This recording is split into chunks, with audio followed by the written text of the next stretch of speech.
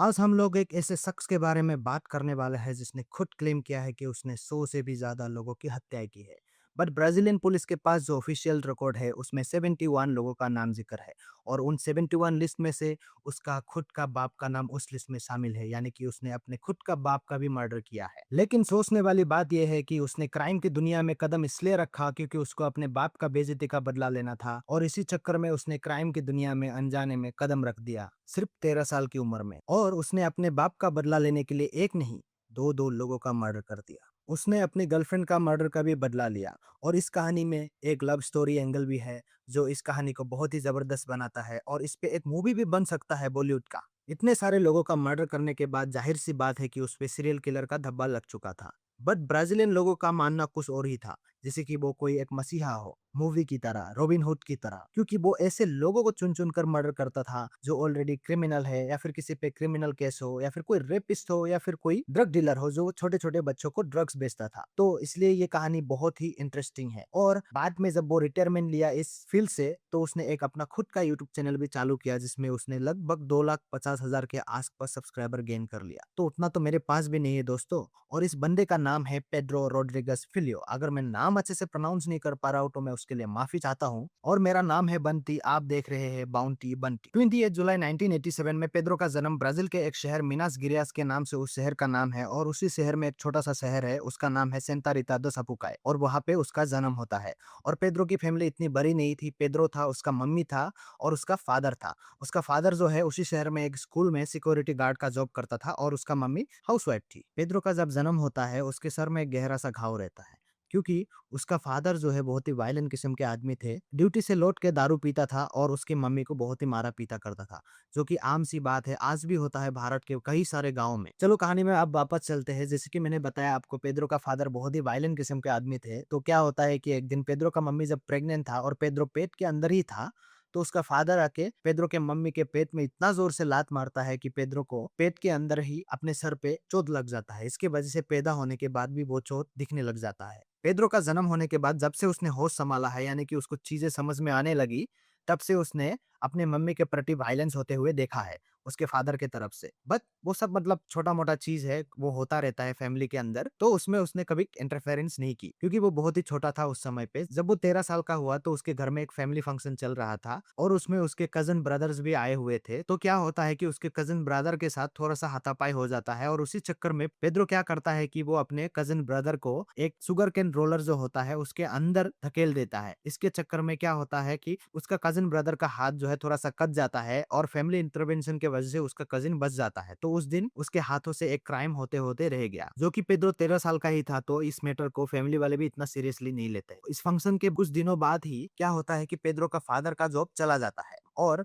किस लिए चला जाता है ये बाद में जाके आपको पता चलेगा। लेकिन इसकी वजह से क्या होता है कि फैमिली में एक ही मेंबर था जो काम करके इस फैमिली को चलाता था, यानी कि पेड्रो का फादर। अब जब उसका जॉब चला गया तो उसके घर में थोड़े से खाने की कमी होने लगी, क्योंकि क्या है ना कि उसका फादर बहुत ही कम सैलरी पे काम करता था और सेविंग के नाम पे कुछ भी था नहीं। तो इसकी वजह से घर में थोड़ा-सा खाने की कमी होने लगी और इसके वजह से पेड्रो का फादर और भी ज़्यादा दारू पीने लगा, और दारू पीने के बाद और बहुत ही ज़्यादा वायलेंस करने लगा पेड्रो के मम्मी के ऊपर। तो पेड्रो से ये बात देखा नहीं गया जब तक वो 13 साल का हुआ। जब उसको अच्छे से समझ में आने लगी, तो एक दिन क्या करता है कि पेड्रो जाके खुद पता करता है कि असल में हुआ क्या। तो पेड्रो को पता चलता है कि उस स्कूल में एक मेयर है जो पेड्रो के फादर के ऊपर एक झूठा इल्जाम लगाता है कि वो एक चोर है। इसी की वजह से पेड्रो के फादर को निकाला जाता है। बट पेड्रो को पता भी चल जाता है कि असल में असली चोर उसका फादर नहीं, कोई और है, जो कि उसके फादर के साथ ही सिक्योरिटी गार्ड का जॉब करता था, वो है असली चोर। पेड्रो क्या करता है कि घर में वापस आता है और उसका फादर का बंदूक लेता है और उसी स्कूल में वापस जाके सबके सामने मेयर को एक नहीं 2-2 बार गोली मार के उसका हत्या कर देता है। मेयर को मारने के बाद पेड्रो वहां पे नहीं रुकता है। वो वापस से उसी सिक्योरिटी गार्ड को ढूंढता है जो असली चोर था। उसको ढूंढने के बाद उसको भी सबके सामने गोली मार देता है। उन दोनों को मारने के बाद पेड्रो स्कूल से बाहर निकल जाता है और उसको समझ में आ जाता है कि पेड्रो अब पुलिस से बचने वाला नहीं है। तो वो क्या डिसीजन लेता है कि वो अब इस शहर को ही छोड़ देगा और वो कहीं और जाके सेटल हो जाएगा। तो वो 13 साल की उम्र में ही 2 हत्या करने के बाद उस शहर को छोड़ देता है।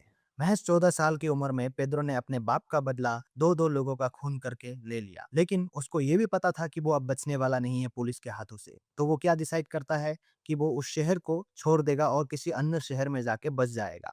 और वो भाग भी जाता है अपने शहर को छोड़कर, अपनी मम्मी-पापा दोनों को छोड़कर वो भाग जाता है और ब्राज़ील के ही एक स्टेट है जिसका नाम है साओ पुलाओ और उसी स्टेट में एक शहर है जिसका नाम है मोगी दास क्रूज़ और ये शहर बहुत ही फ़ेमस है क्रिमिनल्स के लिए, तो वो वहाँ पे जाके बस जाता है। मोगी दास क्रूज़ेस उसके लिए बिल्कुल ही नया शहर था, तो उस शहर के बारे में ज़्यादा कुछ पता नहीं था उसको, लेकिन पहले-पहले ज़िंदगी जीने के लिए कभी-कभी उसको भीख भी माँगना पड़ा उस शहर में। लेकिन बाद में जाके कुछ दिनों बाद ही उसने फिर से अपना काम शुरू कर दिया, जैसे कि उसने सबसे पहले ड्रग डीलर्स को नोटिस किया और उन लोगों का पीछा करने लगा। वो कहाँ रहते हैं, कहाँ से डील करता है, तो वो बाद में जाके क्या करता था, उन ड्रग्स डीलर का पीछा करके उन लोगों को लूटता था या फिर कभी-कभी ज़रूरत पड़ने पर वो उन लोगों को मार भी देता था और उसके बाद वो ड्रग्स लेकर खुद किसी और को बेच देता था। तो वो ज़िंदगी जीने के लिए कभी-कभी ऐसा काम भी करता था और ये सिलसिला ऐसे चलता रहा, लेकिन शहर में ऑलरेडी खबर फैल चुका था कि शहर में कोई तो आया है जो ड्रग डीलर्स का ड्रग्स लूट के उन लोगों का हत्या कर देता है। लेकिन ये बात इन लोगों को पता नहीं थी कि वो एक 14-15 साल का लड़का है। लेकिन फिर भी ड्रग डीलर्स के बीच में थोड़ा बहुत डर का माहौल तो बन चुका था और पेड्रो की लाइफ ऐसे ही चलता रहता है कुछ दिनों तक, लेकिन उसका टर्निंग पॉइंट तब आता है जब वो मारिया से मिलता है। और मारिया कौन है? पेड्रो की बाइको, यानी कि उसका गर्लफ्रेंड। और उसका गर्लफ्रेंड से मिलने के बाद, जो कि वो 15-16 साल का ही था, तो उसका दिल का गिटार बज जाता है और बजने के बाद वो क्या डिसाइड करता है कि वो इस क्राइम की दुनिया को छोड़ देगा और वो ऐसा करता भी है। और करने के बाद क्या करता है कि वो मारिया के साथ लिव इन में रहने लग जाता है। लेकिन आप सबको पता है कि क्राइम की दुनिया में एक बार अगर आप घुस गए तो वापस निकलना बहुत ही मुश्किल है। आपने बहुत सारे मूवीज में भी ये चीज देखा होगा, जो कि मारिया और पेड्रो एक दूसरे को बहुत ही प्यार करते थे, तो वो दोनों एक साथ रहने लगे और पेड्रो ने मारिया के साथ प्यार करने के बाद क्राइम की दुनिया को तो अलविदा कर दिया, लेकिन उसका क्राइम उसका पीछा नहीं छोड़ा। जब पेड्रो ने क्राइम की दुनिया को अलविदा कर दिया, तब तक उसने लगभग 10 लोगों का खून कर चुका था और वो सारे के सारे ड्रग डीलर्स ही थे जो मेन फील्ड में जाके ड्रग्स सेल करते थे। उन लोगों का खून करके उन लोगों का ड्रग्स लूटता था। लेकिन माफिया वर्ल्ड में क्या होता है कि जो फील्ड में ड्रग्स सेल करते हैं वो लोग क्या करते हैं कि थोड़े से पैसा एडवांस देके बहुत सारे ड्रग्स उठाता था और वो सेल हो जाने के बाद पूरा पैसा वो बड़े-बड़े ड्रग डीलर्स को वो पैसा रिटर्न बाद में करता था, पूरे के पूरे सेल होने के बाद। उसके बाद फिर से वो लोग ड्रग्स लेके आता था। ऐसे करके चल रहा था इसी साइकिल में, जो कि पेड्रो ने बहुत सारे ड्रग पेडलर का खून कर दिया। तो इसी चक्कर में क्या होता है, जो बड़े-बड़े मेन लीडर्स है ड्रग्स के, उन लोगों को लॉस होने लग जाता है। तो इसी चक्कर में क्या होता है कि उसमें से एक कोई जो है इसके बारे में पता करने लग जाता है कि इसके पीछे असली चेहरा कौन है। और उन बड़े-बड़े ड्रग डीलर्स को जब पता चलता है इसके पीछे पेड्रो का हाथ है और वो सिर्फ 18 साल का है, तो वो लोग भी शॉक हो जाते हैं कि एक 18 साल का लड़का इतने सारे लोगों का खून करके आराम से बैठा हुआ है। तो वो लोग क्या डिसाइड करता है कि अब इसका बदला लिया जाएगा। तो जितने भी बड़े-बड़े ड्रग डीलर्स थे वो लोग इकट्ठा होते हैं और वो लोग डिसाइड करते हैं कि अब पेड्रो को ढूंढा जाएगा और वो लोग ढूंढ भी लेते हैं। लेकिन जब वो पेड्रो के घर में पहुंचता है तो देखता है कि पेड्रो घर पर नहीं है, लेकिन उसका प्रेग्नेंट गर्लफ्रेंड उसके घर में बैठा हुआ है। तो पहले तो पता नहीं था कि वो सच में उसका गर्लफ्रेंड है कि नहीं, लेकिन जब पता चला, लेकिन वो सारे के सारे ड्रग डीलर्स इतने गुस्से में थे कि पेड्रो का गर्लफ्रेंड को घसीटते हुए घर से बाहर निकाला और सबके सामने उसका हत्या कर दिया। पेड्रो की गर्लफ्रेंड को मरता हुआ देखकर वहां के आसपास के लोग इकट्ठा होने लगे वहां पे। तो जो जो लोग पेड्रो को मारने आए थे वो लोग वहां से भाग जाते हैं। लेकिन जब पेड्रो वापस लौटता है घर में तो देखता है कि उसके घर के आसपास बहुत सारी भीड़ जमा हो चुका है। तो पेड्रो को पहले तो पता नहीं चलता है कि असल में हुआ क्या है, लेकिन जब वो अंदर जाता है भीड़ को चीरता हुआ, तो वो देखता है कि उसका गर्लफ्रेंड जमीन पे गिरा हुआ है खून से लथपथ। मारिया के मौत के बाद पेड्रो खुद को ही कोसता है, क्योंकि पेड्रो सोचता है कि मारिया का मौत का जिम्मेदार वो भी एक है, क्योंकि पेड्रो ने पास्ट में इतने सारे क्राइम किए थे, इसके कारण शायद मारिया का मौत हुआ। लेकिन फिर भी पेड्रो क्या डिसाइड करता है कि मारिया का मौत का बदला वो जरूर से लेगा और वो ऐसा करता भी है। मारिया के मौत के पीछे किस किस का हाथ है पेड्रो को पता तो नहीं था, लेकिन वो फिर भी क्या करता है कि एक ड्रग डीलर्स को उठाता है और उसको इतना टॉर्चर करता है और उससे उगलवाता है कि इसके पीछे किस किस का हाथ हो सकता है। और पेड्रो को पता चल जाता है। जब पता चल जाता है तो पेड्रो प्लान करता है कि इन सबको कैसे निपटाना है। पेड्रो को एक दिन खबर आ जाता है कि जिसने मारिया को मारा वो सब एक शादी अटेंड कर रहे हैं उसी शहर में, और वहां पे पेड्रो चला जाता है अपना गाड़ी लेकर और शादी के मंडप में घुसा देता है और लगभग 16-17 लोग इंजर्ड हो जाते हैं। और वो क्या करता है, गाड़ी से निकलने के बाद लगभग 7 से 8 लोगों को मार देता है सबके सामने। पेड्रो ने जिन 7-8 लोगों को मारा उन लोगों का ही हाथ था मारिया के मौत के पीछे। तो पेड्रो अपने प्यार का बदला तो ले लेता है, लेकिन आपने सोचा होगा अभी तक पुलिस का एंट्री पेड्रो के लाइफ में क्यों नहीं हुआ। लेकिन अब होती है पेड्रो के लाइफ में पुलिस का एंट्री, क्योंकि पेड्रो जब गाड़ी लेकर के आता है और शादी में घुसा देता है तो इसके वजह से बहुत सारे आसपास के लोग भी इंजर्ड हो जाते हैं। और यही लोग क्या करता है कि बाद में जाके पुलिस को कंप्लेन कर देते हैं कि इसका पीछे पेड्रो है। पुलिस कंप्लेन होने के बाद पुलिस पेड्रो को ढूंढने लग जाता है और उसको पकड़ भी लेता है और उसको उठा भी लेता है। और उसको उठाने के बाद पुलिस वाले उसके बारे में पता करते हैं कि आखिर आखिर में ये पेड्रो क्या करता है। तो बाद में जाके पता चलता है कि पेड्रो इतने सारे लोगों का खून किया तो उसको कोर्ट में पेश किया जाता है और पेड्रो ये चीज़ एक्सेप्ट भी कर लेता है कि इसने इतने सारे लोगों का खून किया। तो बाद में जाके कोर्ट क्या सुनाता है, उसको 400 साल का सज़ा। पेड्रो को कोर्ट ने सज़ा तो सुना दिया और पुलिस वाले उसको जेल में डाल तो दिया, लेकिन ब्राज़ीलियन लॉ में एक पेड्रो को कोर्ट ने सज़ा तो सुना दिया 400 साल का, लेकिन ब्राज़ीलियन कॉन्स्टिट्यूशन में एक लॉ है जिसमें क्या होता है कि अगर आप एक बार जेल में चले गए, उसके बाद अगर आपने जेल में 30 साल काट लिए पूरे अपने, तो उसके बाद आप जेल से निकल सकते हैं। पेड्रो के साथ भी यही होने वाला था। अगर पेड्रो एक बार जेल में चला गया और उसने पूरे के पूरे 30 साल अगर उस जेल में बिता लिया, तो उसके बाद वो निकल सकता है। लेकिन उसी बीच में क्या होता है कि पेड्रो देखता है उसका बाप भी उसी जेल में आया हुआ है और पेड्रो पता करता है कि आखिरकार पेड्रो के फादर उस जेल में क्यों है